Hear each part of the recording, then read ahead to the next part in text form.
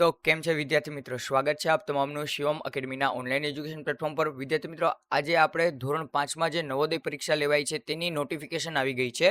Form ભરવાના શરૂ થઈ ગયા છે. તો તેમાં આ વખતે નવોદય વિદ્યાલય દ્વારા ઘણા એવા અભ્યાસક્રમમાં અને બીજા નાના એવા ફેરફાર કરવામાં આવ્યા છે, જે વાલી તરીકે તમને જાણવાની જરૂરિયાત છે અને તે મુજબ તમારું બાળક તૈયારી કરે છે કે નહીં તે તમારે જોવાની જરૂરિયાત છે. આના પહેલાના વિડીયોમાં જ્યારે નોટિફિકેશન આવી હતી ત્યારે પણ મેં જણાવ્યું હતું કે એક વિષયનો જ એ લોકોએ ઉમેરો કર્યો છે, જે પહેલા સૈનિક શાળામાં આવતો હતો અને નવોદયમાં નહોતો આવતો, પણ આ વખતે એ લોકોએ નવોદયમાં એપનો ઇન્ટ્રોડક્શન કરી દીધો છે. હવે અહીંયા મૂળ વાત શું છે, તો કે જે પહેલાના રિઝનિંગના જે 40 પ્રશ્નો પૂછ્યા હતા તેમાં બાળક ઇઝીલી સ્કોરિંગ કરી શકતું.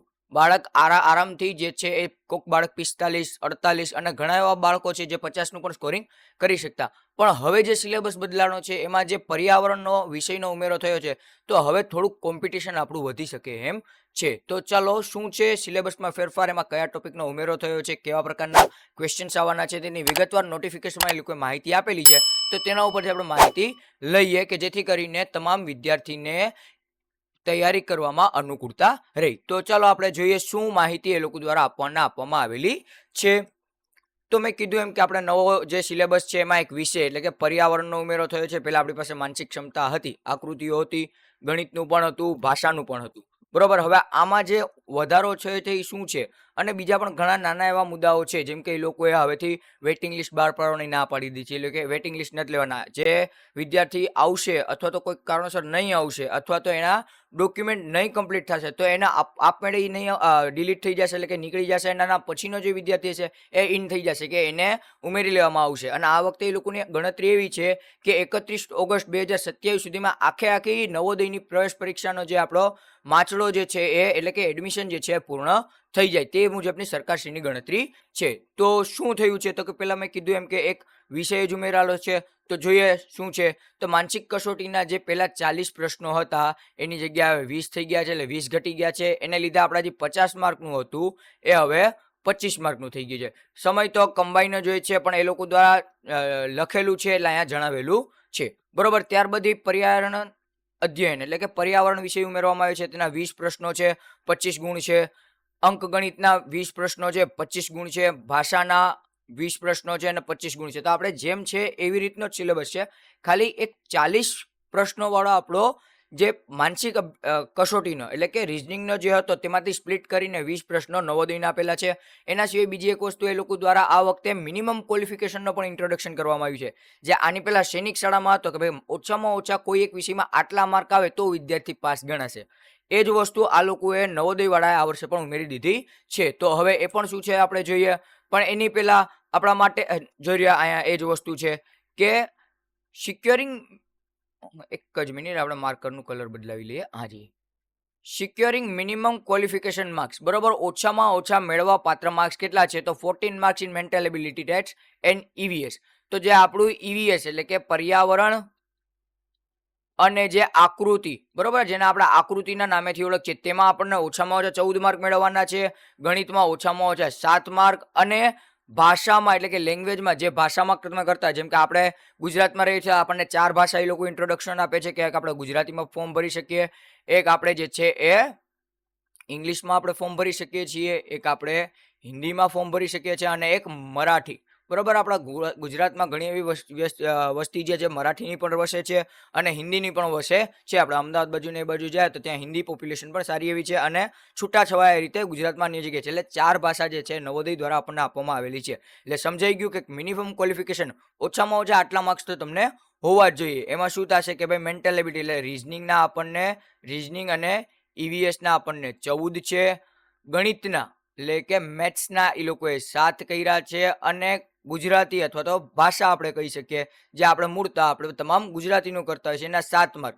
એટલે 14 દુને 28 માર્ક આપણને મિનિમમ હશે તો તમે પાસ કહેવાશો. હવે આકૃતિ નીકળી છે ને એનો મૂળ એક ફાયદો પણ છે.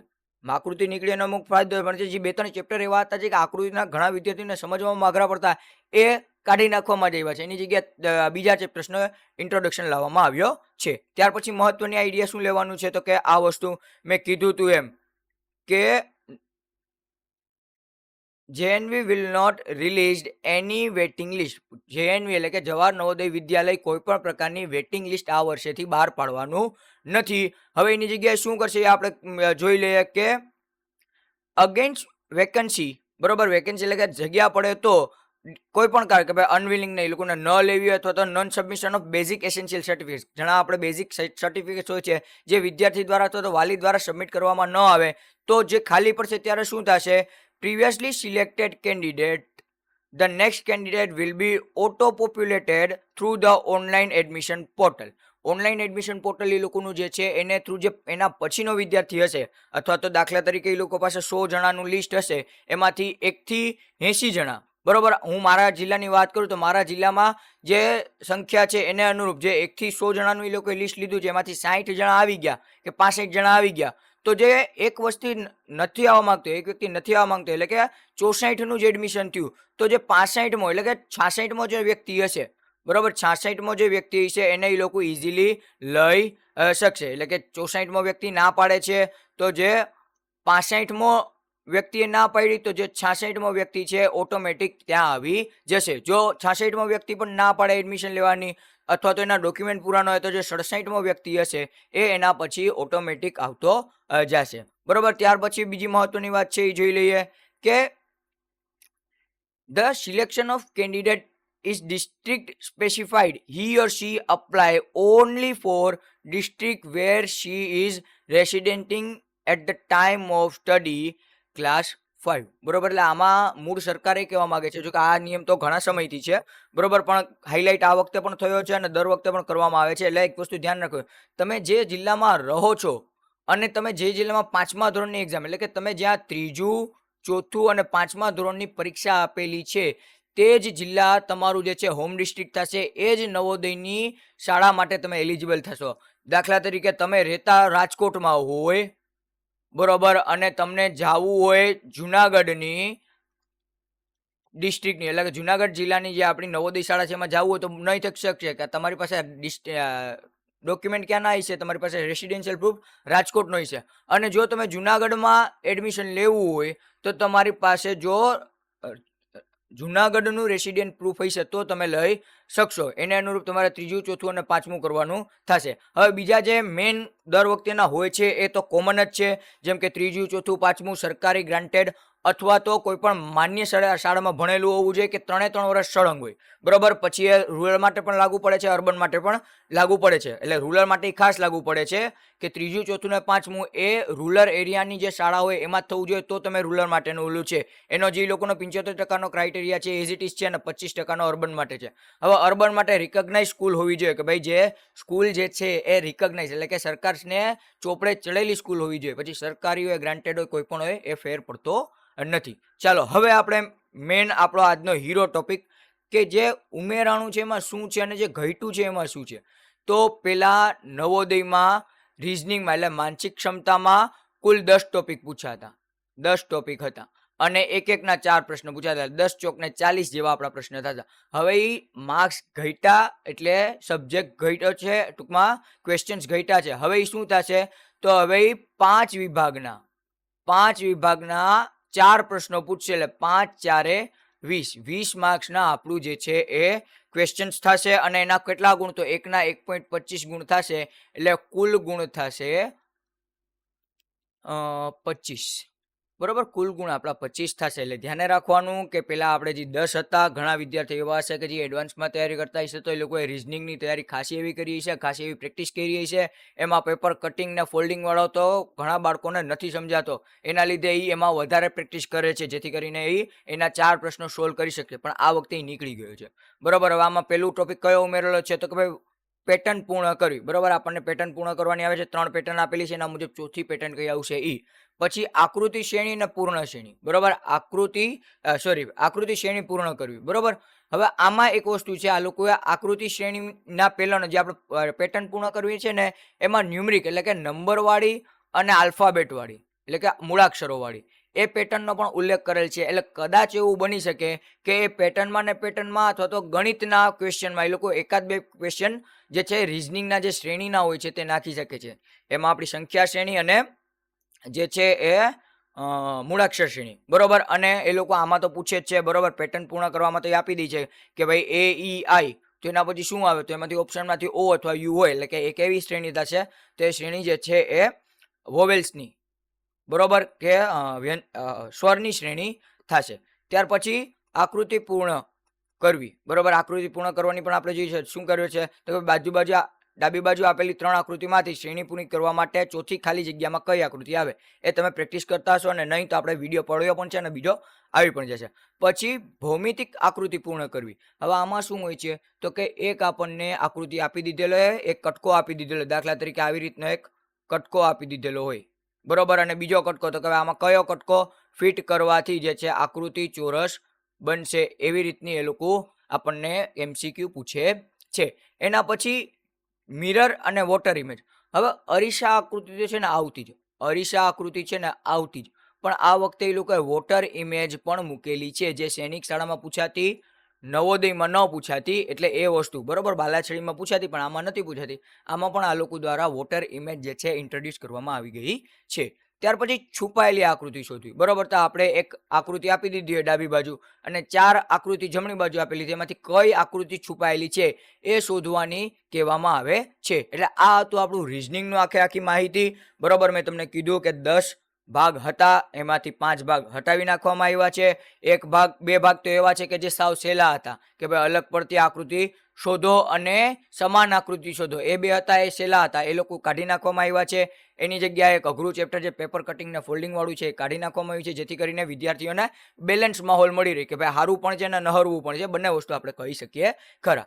ત્યાર પછી તો પર્યાવરણ, હવે હીરો ટોપિક, કે આની તો મૂળ મુદ્દો છે. હવે આમાં છે ને 15 MCQ પૂછવાના છે, અને 5 પ્રશ્નો માટે એક પેરેગ્રાફ આપશે, બરોબર. 5 પ્રશ્નો માટે એક પેરેગ્રાફ હશે, જે આને અનુરૂપ જ છે, એટલે કે પેરેગ્રાફમાંથી આપણને જવાબ દેવાનો થશે. હવે મુખ્ય ટોપિક આપણને કયો આપે છે, પ્રકૃતિ વિશે, બરોબર. પ્રકૃતિ વિશ્વ એટલે કે ધ નેચરલ વર્લ્ડ, એટલે કે આપણી આજુબાજુની પ્રકૃતિ છે, ભૂગોળ છે, એમાંથી આમાં પ્રશ્ન પૂછાય છે. જેમ કે એમાં વાહન વ્યવહાર છે, બરોબર. પછી નદીઓ અને પર્વતો છે, જમીન પાણીમાં જોવા મળતી વનસ્પતિઓ અને પ્રાણીઓ છે, કુદરતી આફતો છે, રહેઠાણ મકાનના પ્રકારો છે, જળચક્ર છે. હવે આ તમામની પહેલા આપણે એ ચર્ચા કરી કે મળશે ક્યાંથી, બરોબર. કારણ કે મૂળ તો શું થશે કે તમારી પાસે કોઈ માર્કેટમાંથી મટીરિયલ અવેલેબલ થશે, તમે ઘણી બુકને પ્રિફર કરતા હશો, તમે બુક તો આવશે ત્યાં નીકળી જશે. ત્યાં સુધી તમારા લોકોએ તમારી 3જા ધોરણની, 4થા ધોરણની અને 5મા ધોરણની જે પર્યાવરણનો વિષય છે, કયો પર્યાવરણનો વિષય છે, તેને વિથ ડિટેલ કરવાનું છે, કે એમાં તમને પહાડો વિશેનો આપણે 5મા ધોરણમાં એક પાઠ આવે છે. પછી સૌથી પહેલો ચેપ્ટર જે છે એ ઇન્દ્રિયો, બરોબર. સંવેદન ઇન્દ્રિયો કરીને આપણું જે પહેલું પાઠ છે, તો એમાંથી આપણને જો અહીંયા ઇન્દ્રિયોનું પૂછાયેલું છે વિશેષ ઇન્દ્રિયો, આટલા અતિ ઇન્દ્રિયો, બરોબર. અહીંયા મારે લખવામાં ભૂલ થાય, એટલે કે જે વિશેષ ઇન્દ્રિયો જે છે એ, તો આપણે પહેલું ચેપ્ટર ત્યાંથી મળે. હવે એમાં આપણે એ જ પૂછ્યું છે, પોલીસ દ્વારા કયા પ્રાણીઓનો ઉપયોગ કરીએ તેને સૂંઘવાની અદ્ભુત ક્ષમતાના કારણે કરવામાં આવે છે, બરોબર. તો આપણે ક્યાંથી, તો આપણે ઇન્દ્રિયો વાળું જે આપણું 5મા ધોરણનું પહેલું ચેપ્ટર જે છે તે તમારી સ્કૂલમાં ચાલી ગયું છે, એના MCQ આપણે ચેનલ ઉપર પણ પહેરે છે, ત્યાંથી પણ તમે જઈને જોઈ શકો છો.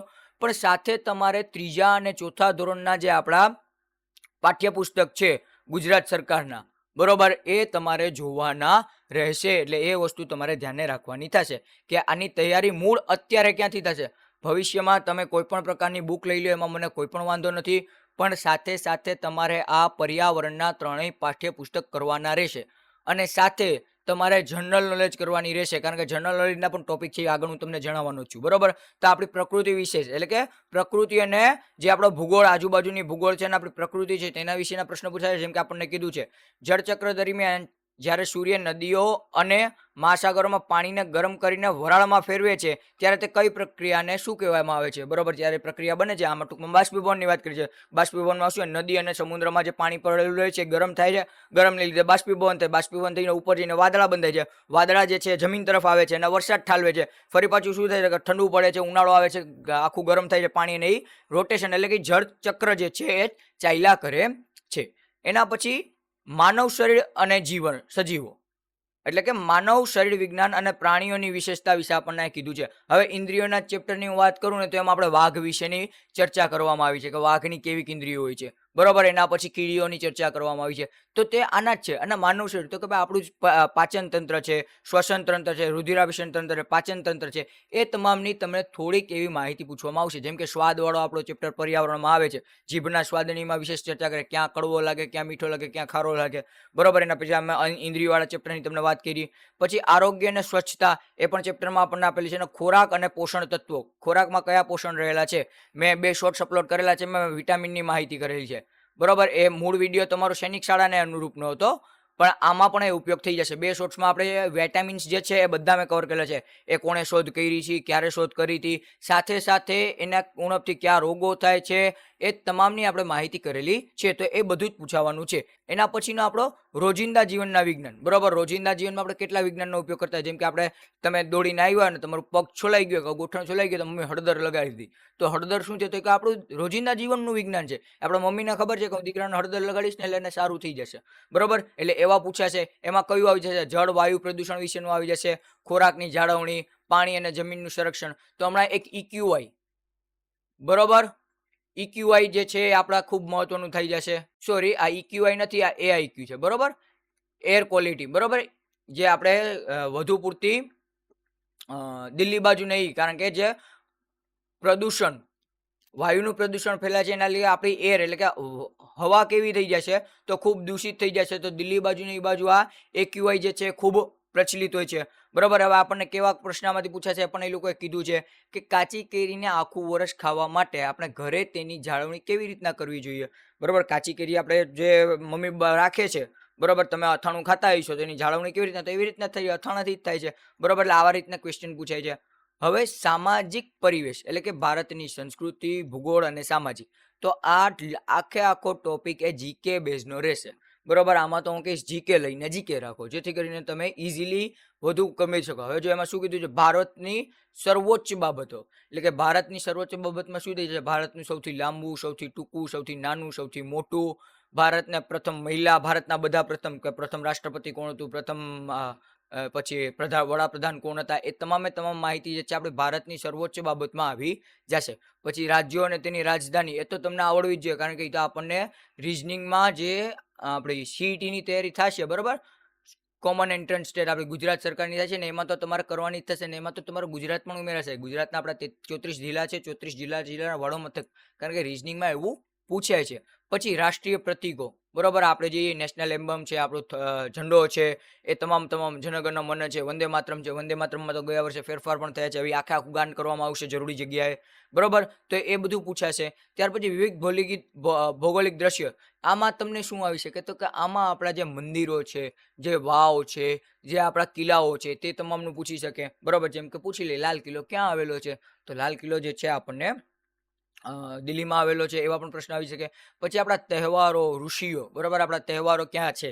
જેમ કે હમણાં દિવાળી છે, તો સૌથી લાંબો તહેવાર આપણો દિવાળી છે, બરોબર. અથવા તો આપણે કહી શકીએ કે પ્રકાશનો તહેવાર જે છે દિવાળી છે. એવા આપણને પ્રશ્ન પૂછાશે. પછી આપણા જંગલો અને પાકો, ગુજરાતમાં કેટલા પ્રકારના જંગલો, સોરી ગુજરાતમાં નહીં પણ ભારતમાં કેટલા પ્રકારના જંગલો છે, આપણે કયા પાકો લઈએ છીએ, ખેતીમાં આપણે ઘઉં, સૌથી વધુ ઘઉં કોણ વાવે છે, ટૂંકમાં કયો રાજ્ય જે છે સૌથી વધુ ઘઉં વાવે છે કે બાજરી વાવે છે, એવા પ્રશ્નો પૂછી શકે. અને આપણો પોશાક અને રેશાઓ, બરોબર. પોશાક અને રેશાઓ વિશે, પોશાકમાં શું પૂછે છે કે ભાઈ આપણું પોશાક કેવું છે? તો હું કહું તો રાજસ્થાનનું પોશાક અલગ છે. ઇવન તો હું ગુજરાતની વાત કરું તો આપણે ગુજરાતમાં આપણે પોશાક અલગ છે. આપણે નવરાત્રી વખતે આપણે જોતા હોય કે બધા કેડીઓ બાંધેલો હોય, તો એ શું છે? તો એ પોશાકમાં પ્રશ્ન પૂછાઈ શકે. હવે કેવા રીતનું એ લોકોએ પ્રશ્ન આપેલું છે કે ભારતમાં કયા તહેવારને રંગોનો તહેવાર કહેવામાં આવે છે, બરોબર. તો આ લોકોએ આવી રીતના એક ક્વેશ્ચન આપણને નાખી દે છે. તો આપણને ખબર છે હોળી જે છે એ આપણો રંગોના તહેવાર તરીકે આપણે ઉજવીએ છીએ, બરોબર. અને એના સિવાયનો જે ફકરો પૂછ્યા છે, ઐતિહાસિક પર્યાવરણીય ફકરા આધારિત પ્રશ્ન હશે, બરોબર. એટલે ફકરો કેવો હશે? તો કે પર્યાવરણ આધારિત અને ઐતિહાસિક કોઈ પણ મૂકેલો હશે. એમાં ખડીસર તળાવનો શું કહેવાય ફકરો મૂકેલો છે. જો તમે નોટિફિકેશન જોશો ને, તેમાં નીચે બધી ડિટેલ આપેલી છે. ત્યાર પછી આપણે વાત કરીએ તો ગણિતની, બરોબર. ગણિતમાં ઓમ જોવા જાવ ને તો 20 પ્રશ્નો છે ને 25 ગુણ છે, એઝ ઇટ ઇઝ રેગ્યુલર જ છે કે ભાઈ સંખ્યા અને સંખ્યા પદ્ધતિ, બરોબર. એમાં ચડતો ક્રમ, ઉતરતો ક્રમ, નજીકની સંખ્યા, અને આપણે જે સંખ્યા પદ્ધતિને રિલેટેડ હોય છે મૂળભૂત પ્રક્રિયામાં એને કા પૂર્ણ સંખ્યાઓને સાથેથી 4 મૂળભૂત પ્રક્રિયા, એટલે કે સરવાળો, બાદબાકી, ગુણાકાર, ભાગાકાર.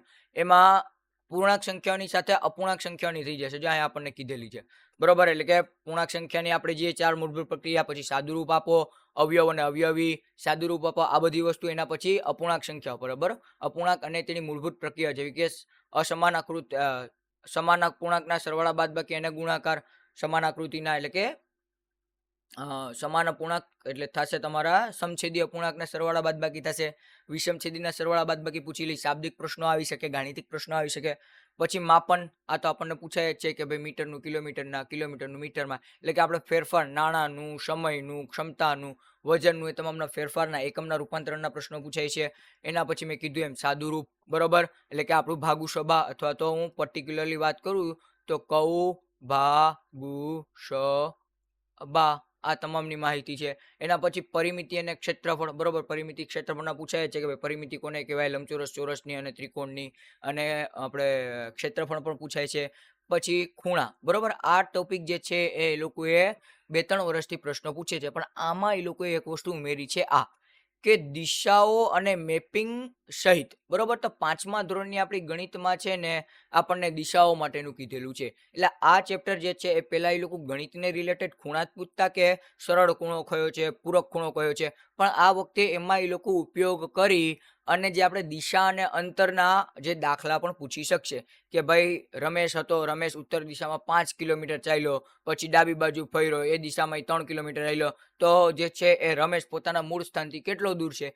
તો એવા પ્રશ્ન જે રિઝનિંગમાં પૂછાય છે તે પણ અહીંયા આવી જશે, બરોબર. અને ડેટા વિશ્લેષણ તો એ અત્યાર સુધી પૂછાતા જ, બરોબર. એમાં કોઈ પણ પ્રકારનો વાંધો પડશે નહીં. તમને એક માહિતી આપેલી છે, એટલે કે એક ડેટા ફોર્મેટ આપેલો છે, બાર ગ્રાફ હશે, અથવા તો પાઈ ચાર્ટ હશે, એટલે કે ટૂંકમાં સ્તંભાલેખ હશે, અથવા વર્તુળાલેખ હશે, અથવા નાની એવી બીજી કોઈ પણ માહિતી આપેલી છે, એના ઉપરથી આપણને 3 કે 4 કે 5 ક્વેશ્ચન પૂછેલા છે, તેમના જવાબ દેવાના થશે, બરોબર. ત્યાર પછી આપણે બીજું આપણું ભાષા કસોટી, તો આપણે ગુજરાતમાં છીએ એટલે આપણે ગુજરાતી ભાષા લઈ શકીએ, બરોબર. અને જે વિદ્યાર્થી મિત્રો who are wanting to give in English, બરોબર, જે લોકો ઇંગ્લિશમાં દેવા માંગે છે એક્ઝામ, એ લોકો માટે તો એમાં આપણું એઝ યુઝ્યુઅલ 4 પેરેગ્રાફ જ છે, બરોબર. બધામાં 5-5 પ્રશ્નો છે, એટલે 4 5 20 માર્ક, 20 ગુણ થઈ જશે, બરોબર. 20 પ્રશ્નો થઈ જશે અને 25 આપણા ગુણ થઈ જશે, બરોબર. હવે એને શું થાય કે ભાઈ ધ્યાનપૂર્વક આપણે વાંચવાનું રહેશે, અને એમાંથી થોડી ઘણી સીધી માહિતી શોધવાની રહેશે, અને વિરોધી શબ્દો અને સમાનાર્થી શબ્દો, આ વસ્તુ જે એઝ યુઝ્યુઅલ એ લોકો દ્વારા પૂછવામાં આવે છે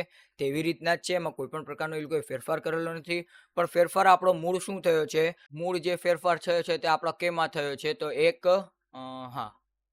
એક જે છે આપણે પર્યાવરણનો, એટલે કે EVS નો આપણા આખો ટોપિક જ ઉમેરાઈ ગયો છે, બરોબર. અહીંયા હું અલગ કલરથી લખું જેથી કરીને તમે સમજી શકો, બરોબર. આ વસ્તુ તમારા માટે મોસ્ટ આઈએમપી થશે. પેલું શું ફેરફાર થયો છે, પેલો ફેરફાર થયો છે કે ભાઈ EVS, એટલે કે એમાં આપણે આપણું 3જા, 4થા, 5મા ધોરણનું પર્યાવરણ અને વત્તા જનરલ નોલેજના ક્વેશ્ચન પૂછાશે.